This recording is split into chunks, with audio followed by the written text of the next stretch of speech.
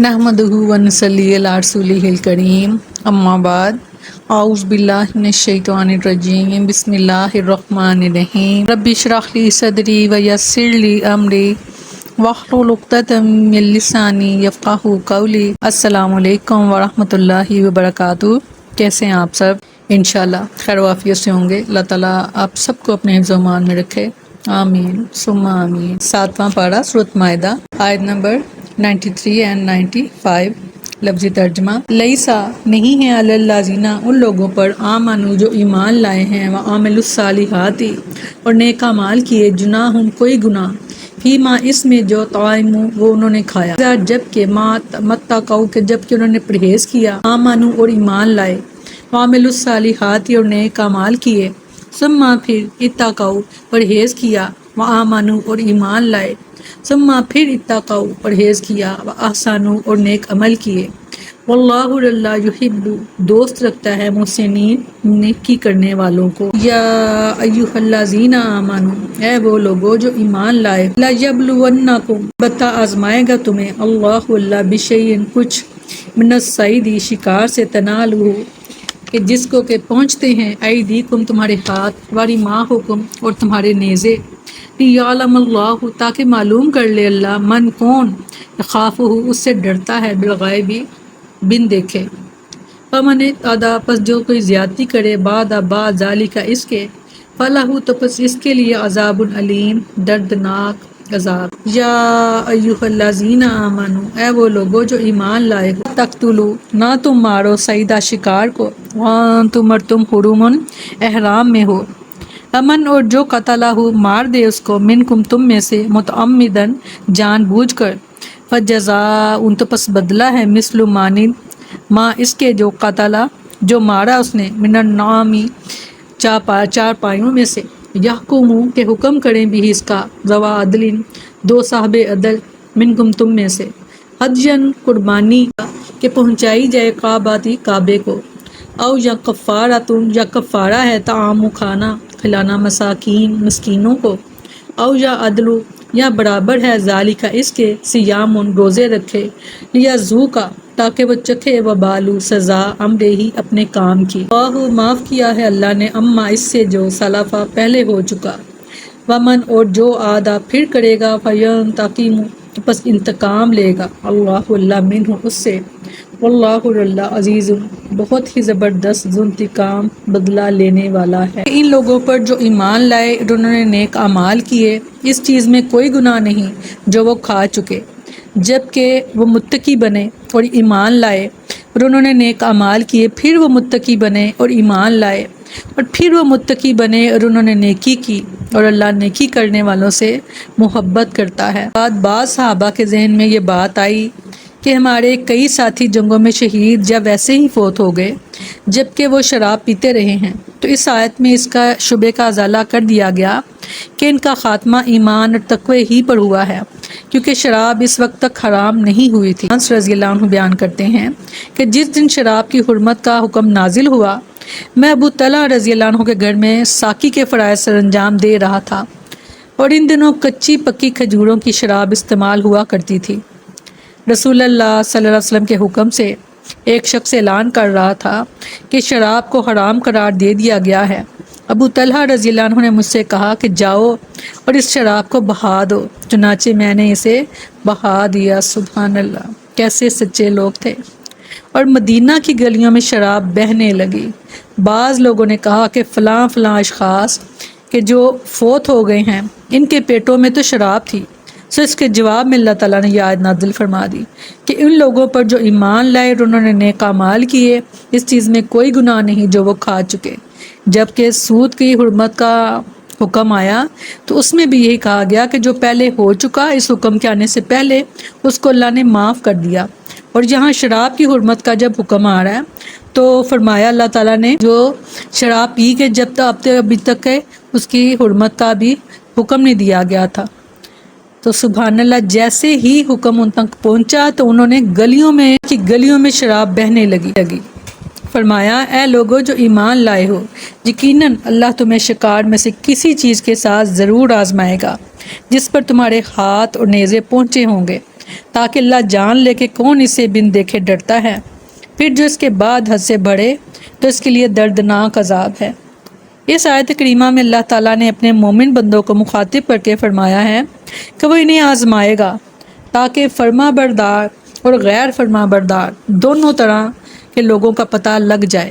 اسی لیے اللہ تعالیٰ نے ان کے اوپر حالت احرام میں شکار کرنے کو حرام قرار دیا ہے۔ سبحان اللہ، ایسی کر دی کہ چھوٹے بڑے شکار ان کے دائیں بائیں پھرنے لگے تاکہ اللہ دیکھ لے کہ کون اس کا حکم مان کر انہیں نہیں چھیڑتا اور کون اس کی نافرمانی کرتا ہے۔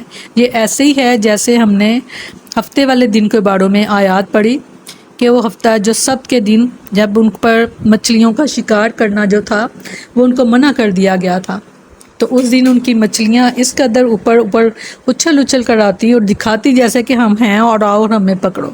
اسی طرح یہ شکار کا جب کہ احرام کی حالت میں محرم ہو تو اس کا شکار کرنا منع کر دیا گیا۔ تو فرمایا یہ جا رہا ہے کہ حالانکہ شکار کے جانور ان کے ارد گرد دوڑتے پھرتے تھے کہ جہاں تک وہ ان کو ہاتھ سے بھی پکڑ سکتے تھے اور نیزے سے بھی شکار کر سکتے تھے، مگر اللہ تعالیٰ یہ دیکھنا چاہتے تھے کہ کون میرا ایسا بندہ ہے جو مجھے بن دیکھے مجھ سے ڈرتا ہے، خوف اور اپنی محبت ہمارے دلوں میں بسا دے۔ میں سورہ یاسین میں صرف اسی کو ڈراتے ہیں کہ جو نصیحت کی پیروی کرے اور جو رحمان سے بن دیکھے ڈرے، سو اسے بڑی بخشش اور باعزت اجر کی خوشخبری دے دیں۔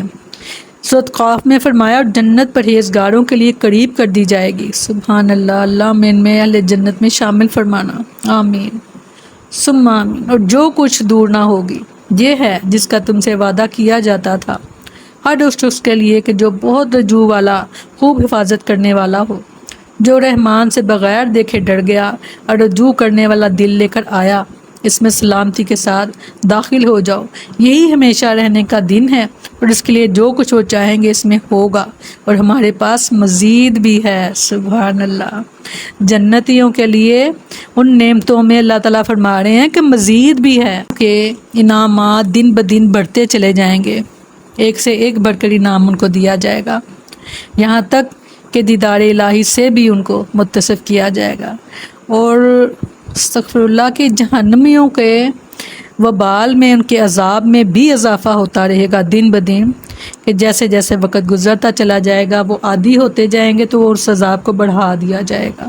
اجرنا من النار، اللہم اجرنا من النار، اللہم اجرنا من النار، آمین ثم آمین۔ اے لوگوں جو ایمان لائے ہو، شکار کو مت قتل کرو کہ تم احرام والے ہو، اور تم میں سے جو اسے جان بوجھ کر قتل کرے تو جو پاؤں میں سے اس کی مثل بدلہ ہے جو اس نے قتل کیا، جس کا فیصلہ تم میں سے دو انصاف والے کریں بطور قربانی جو کعبہ میں پہنچنے والی ہے، یا کفارہ ہے مسکینوں کو کھانا کھلانا، یا اس کے برابر روزے رکھنا تاکہ وہ اپنے کام کا وبال چکھے۔ اللہ نے معاف کر دیا جو گزر چکا، اور جو دوبارہ کرے تو اللہ اس سے انتقام لے گا، اور اللہ سب پر غالب بڑے ہی انتقام والا ہے۔ تعالیٰ انتقام والا بھی ہے، وہ انتقام بھی لے گا، وہ رحیم و کریم ہے تو صاحب ذو انتقام بھی ہے۔ نے حالت احرام میں شکار کو قتل کرنے سے منع فرمایا ہے۔ ہاں البتہ ان موذی جانوروں کا قتل جائز ہے جن کا استثناء حدیث میں آیا ہے۔ سیدنا ابو قتادہ رضی اللہ عنہ بیان کرتے ہیں کہ ہم نبی صلی اللہ علیہ وسلم کے ساتھ حدیبیہ کے سال عمرہ ادا کرنے کے لیے سفر پر روانہ ہوئے۔ تمام صحابہ کرام احرام باندھ چکے تھے، صرف میں نے احرام نہیں باندھا تھا، اور دوران سفر میں ہمیں خبر ملی کہ دشمن غائقہ کے مقام پر ہے، سو ہم نے ادھر ہی کا رخ کیا۔ اب میرے ساتھیوں نے ایک جنگلی گدھا دیکھا تو وہ ایک دوسرے کو دیکھ کر ہنسنے لگے۔ میں اس وقت اپنی جوتی سینے میں مشغول تھا، یعنی میں نے نہیں دیکھا تھا اس کو، لیکن انہوں نے مجھے بتایا نہیں، اگرچہ وہ چاہتے تھے کہ میں اسے دیکھ لوں۔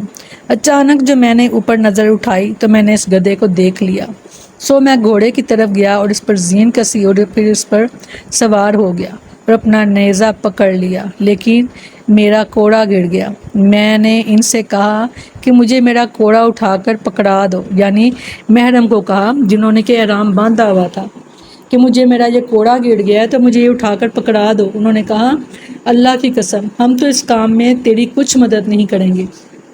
مجھے غصہ تو آیا، بہرحال میں اترا اور کوڑا لے کر سوار دوبارہ ہو گیا۔ پھر میں گھوڑے کے ذریعے اس پر حملہ آور ہوا اور نیزہ چبو کر اسے ہلاک کر دیا۔